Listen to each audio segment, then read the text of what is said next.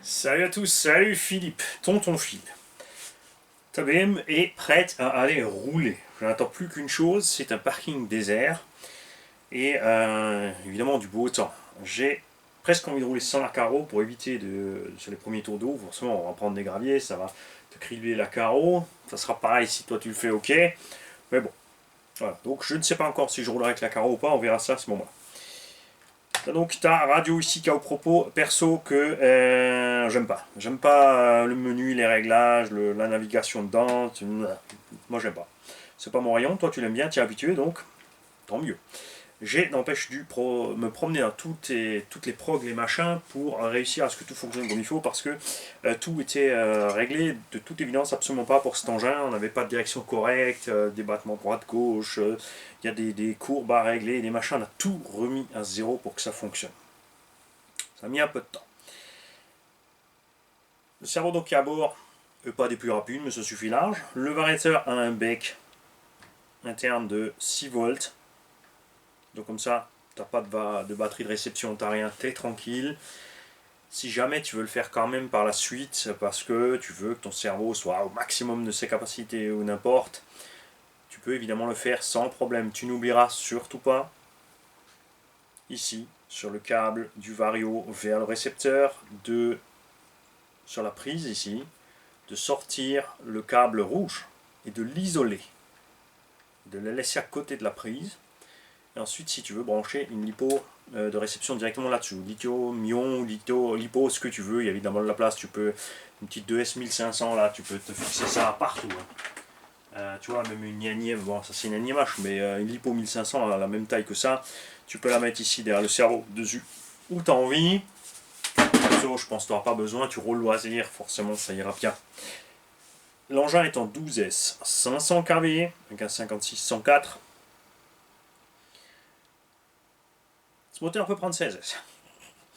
Euh, Petit livret 10 000 watts, ça fait aux alentours des 12-13 chevaux par là pour 10-12 kilos. Bon, c'est pas mal. On est bien, on est bien. Pour l'instant, tu as le rapport de transmission d'origine, tout cool.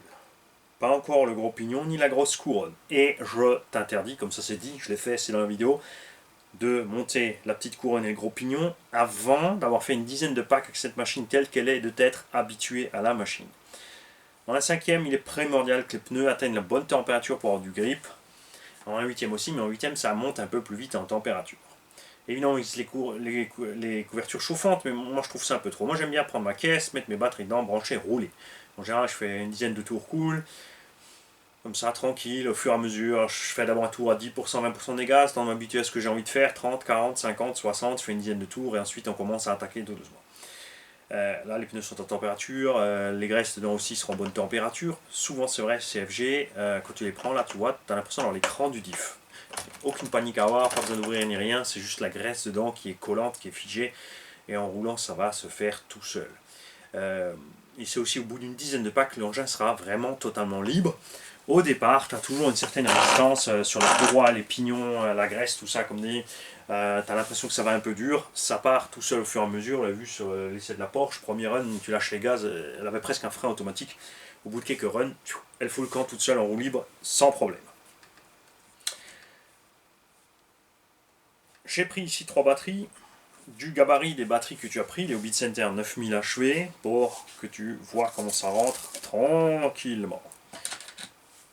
Alors, je t'explique. On a mis des mousses collées au châssis sous les sangles lipo droite et gauche, une au centre, puisque nous allons mettre 3 lipos en rangée, comme ça. Tu as une petite mousse de calage en plus, donc tu glisses ta mousse comme ça dedans avec tes 3 lipos. Tu as des grandes mains solides, je ne suis pas inquiet, tu y arriveras sans problème. Hein, tu utilises la sangle droite-gauche. Tu tires bien dessus et tu sangles ça comme il faut. Déjà là, tes lipos, en fait, elles ne peuvent plus aller nulle part. Ensuite, tu utilises les sangles d'origine FG que tu serres par-dessus.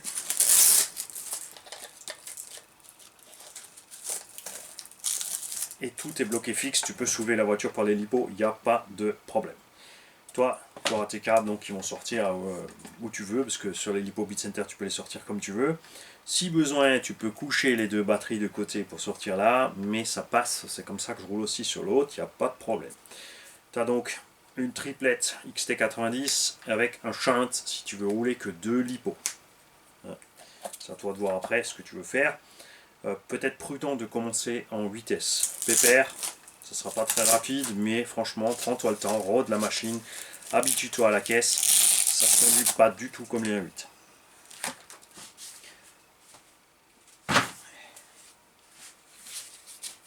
Ok.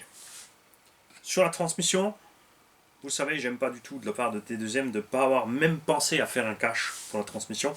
Donc là, je t'ai mis une plaque en Lexan qu'on a pliée, on l'a mis dessus, c'est transparent, c'est un peu mobile, mais ça suffit. Ça empêche les graviers d'aller se prendre couronne pignon. Par en dessous, c'est rare que ça se prenne dedans et que ça arrive à être entraîné quand même. Et ça évite les projections du dessus. Le Vario, il est fixé au velcro sur une patte de montage en alu, solide. Il n'y a pas de problème, elle tient largement les 150-200 grammes du Vario. Il y a quand même toujours, tu le sais, moi j'aime bien, une sangle de sécurité pour fixer le Vario à la platine, en plus du velcro, donc il ne peut ni bouger à droite à gauche ni d'avant en arrière, il ne peut pas se décoller. Ça tient les câbles avec, comme ça tout ici est propre, les câbles, il y a la petite place, ce que j'ai fait deux, là aussi tu as deux plaquettes en alu qui te permettent, tu as la place en tout pour longer les câbles, parce que chez FG ça passe comme ça, là c'est pareil, T2M n'a absolument rien fait dans ce sens-là. Moi je pense que ce serait vraiment bienvenu qui pense à un chemin de câble, qui pense une fois à changer cette boîte radio, même le cerveau, il y a moyen de monter ça différemment là devant, mettre le cerveau debout de côté pour être plus compact et pour avoir vraiment toute la place pour mettre des lipos, comme ça c'est tranquille. Bon, après en compète, comme ils ont décidé de brider ça à 670 grammes la lipo, pourquoi, je ne sais pas, et de réduire tout ça, voilà, ils s'en fichent. Mais pour les pilotes de loisirs, ce serait bien quand même d'avoir une méga place lipo. Le bac modulable en conséquence sorti de la boîte, que tu puisses vraiment tout faire, tout type de lipo, te mettre du 6, du 8, du 12, du 16, du 18, ce que tu as envie dedans en place. Ça serait vraiment chouette. Je suis aussi pour un système de montage moteur avec un réglage vertical. Tout simplement des trous oblongs à la verticale, comme ça, tu peux changer sans devoir changer couronne, pignon, plateau. C'est là, à chaque fois, il faut tout changer le système. Après, nous, on loisir, une fois qu'on a trouvé là où on est à l'aise, on est bien, donc on s'en fiche. Mais voilà, tu penses à ceux qui font du circuit, qui sont toujours obligés d'acheter couronne, pignon, d'avoir. Il en faut, si tu veux avoir tout l'étagement disponible sous la main, il faut à peu près 150-200 euros de pignon. Ça fait mal. C'est dommage. Ensuite, tu allumes toujours d'abord ta radio. Il y a une chose que tu dois faire pour moi, c'est checker. Tu as de toute évidence le fail-safe enclenché dans la radio. Si la radio est éteinte et la machine a du jus, elle fout le camp marche arrière à blinde parce que tu es en position freinage sur nitro. Donc je te laisserai régler ça, fais-le absolument. Ça c'est une perte radio et tu n'arrives rien. Toi tu as 3 connecteurs anti-spark sur ta machine, donc tu n'auras pas d'étincelle, tu es tranquille, enfin pas sur la machine mais sur tes batteries. Là ça bip pour te dire qu'il est branché, la radio allumée, on a de la direction, tout va bien. Ensuite pour les gaz, il y a un point de démarrage automatique, donc tu vas toucher doucement ta gâchette, l'engin va partir. Il va mettre un petit à-coup, si à ce moment-là tu lâches les gaz, eh ben, il va s'arrêter, donc tu es obligé de recommencer. Il faut en fait, il donne un petit à-coup, puisqu'il est en mode de démarrage automatique, il met un petit à-coup, ensuite il se lance, il roule. Là toi tu gardes la pression sur la gâchette, si tu veux rouler doucement, tu peux rouler à 10 à l'heure, c'est pas un problème. Tu vois ? Tu vois, si tu lâches à ce moment-là, ça s'arrête, et là après, il n'y a plus rien sur la gâchette, sauf quand tu relâches total. Donc tu prends et tu gardes. Tu vois. Là tu peux rouler tout cool. Ensuite tu fais ce que tu veux.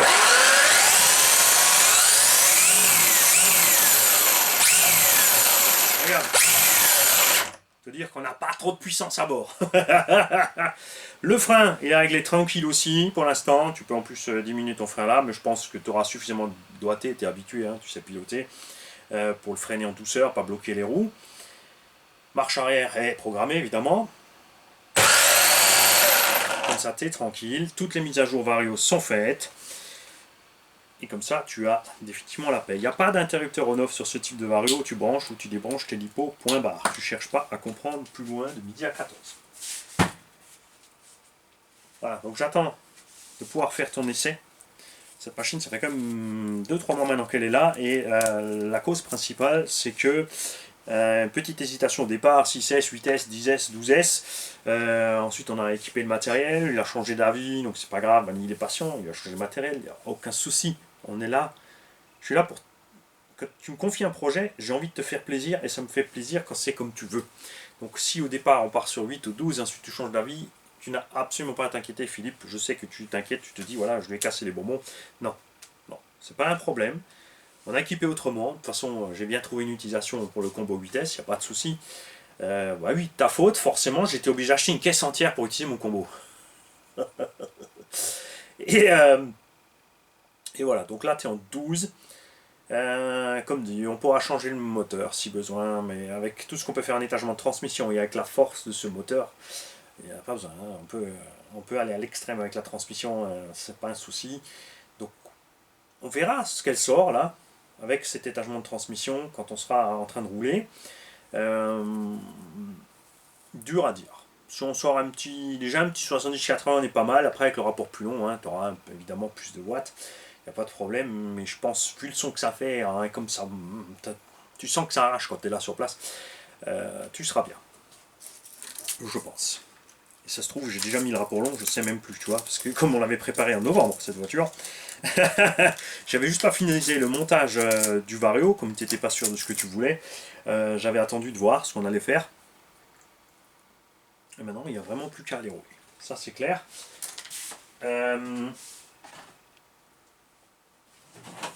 Je ne ferai pas le tuto de cette radio KO Propos parce que j'aime pas. C'est aussi simple que ça. Et j'ai décidé que je ne ferai plus rien que je n'aime pas ou que j'ai pas envie de faire.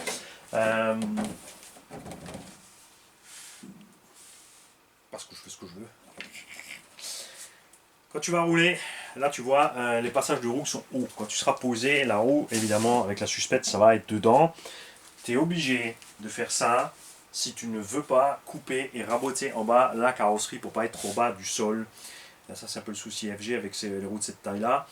Si tu prends des roues Lautenbacher, il y a moyen d'avoir des roues un peu plus grandes. Je pense que même avec la carreau, ça aura peut-être meilleur look. Après, c'est pas le même budget non plus. Il faut acheter des voiles de jantes en alu. Il faut acheter la jante en elle-même où tu colles tes pneus. Et après, chaque fois, il faut interchanger tes voiles. Tout est vissé autour. C'est un peu longuet. Voilà. Tu peux pas vraiment tricher sur la fixation de la carreau. On aurait pu faire les trous plus bas devant et derrière. Pour remonter la carreau, le problème c'est les côtés. Les côtés, si j'avais descendu là, tu vois, on a l'arrondi, on n'est pas bien. Et là, on se serait retrouvé là-dedans. Ça peut aller aussi encore là, mais là, on n'était pas bon du tout. Donc, après, ce qu'on peut faire, si tu veux remonter la carreau, je vais t'enlever les plots. Je pense que le plus simple de tout sera de mettre des cales sous les côtés, ici, pour remonter les fixations latérales. Là aussi, tu utilises des vis plus longues et tu mets des cales en dessous. Là, c'est réglable, pas de problème. C'est dommage, ça pourrait être réglable un peu partout. Vu le nombre de carreaux qui existent là pour adapter, ça serait sympa d'avoir un système plus ou moins qui puisse vraiment régler à tous les sens. Pour les perçages, comme tu peux le constater, la carreau est arrivée non percée. C'est moi qui ai percé dedans pour te fixer la carreau. Donc tu l'enclenches devant. Hein, j'ai mis des petits caoutchoucs butés en dessous. Ensuite, tu écartes les côtés. Et tu tombes pile poil dedans. Il n'y a pas besoin de chercher le midi à 14 où sont les trucs. Ça tombe pile poil dedans. Et ouais, malgré que ce soit une carrosserie peinte, on a réussi à faire ça sans problème. C'est ce que je vous dis toujours. Utilisez un peu de peinture sur les plots de carreaux. Vous posez, vous regardez où ça tombe.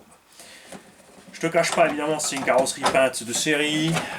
Tu auras des éclats de peinture, enfin des rayures avec la caillasse et tout ce qui va gicler dedans et qui va te rayer la carreau. On avait déjà reçu avec des rayures sur le capot. C'est inévitable. Tu peux pas faire autrement. Aller tout blindé de scotch dedans, par peser une tonne, et puis le scotch va prendre la poussière, ça va finir dégueu. C'est pas absolument l'idéal non plus. Après, c'est les carreaux, comme dit, voilà, c'est le reste de la touring, tu fais gaffe. C'est rare de faire des touchettes avec, quand même, que tu roules à plusieurs. Oui, tu peux avoir des petits pouces ou des petits coups de tulle, mais en règle générale, ça se passe bien, surtout si tu roules avec des gens fair play, comme c'est le cas chez nous ici dans la bande, on n'a que des gens fair play, et ça se passe bien. Et j'avais quelque chose que je vais faire, je vais te déplacer ces velcro, tu vois, regarde, Parce que je suis pas sur le velcro en fait. Je suis sur la bande elle-même. Je crois que ça tient déjà, mais c'est là que ça doit tomber. Donc je vais tout simplement faire ce que j'ai fait sur mon camion aussi, c'est-à-dire je vais coincer la boucle ici. Et ensuite, on ne passera pas par en dessous, on gagne ce chemin et on pourra verrouiller en bas. Quoique, ça tient super bien de toute façon, donc ce que tu feras, ouais, on va faire tout ça. On va laisser comme ça, tu pourras toujours faire quand même après si tu as envie. Là c'est propre sur la longueur, c'est que tu verrouilleras cette sangle en dernier. Tu mettras tes lipots dedans et tu verrouilles celle-là par-dessus, comme ça, celles-ci ne pourront même pas s'ouvrir, t'es tranquille. Celles-là sont super solides, c'est des sangles qui sont prévues pour hélico, pour vol 3D. C'est vraiment cousu correctement, c'est pas juste un espèce de collage avec des boucles en ferraille, c'est vraiment...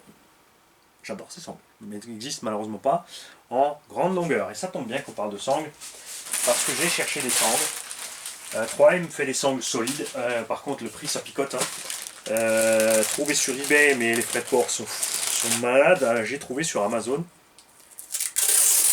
tout un choix de sangles de différentes longueurs. Bon, c'est dommage, hein, c'est pas les sangles ici cousues, ça reste des sangles collées.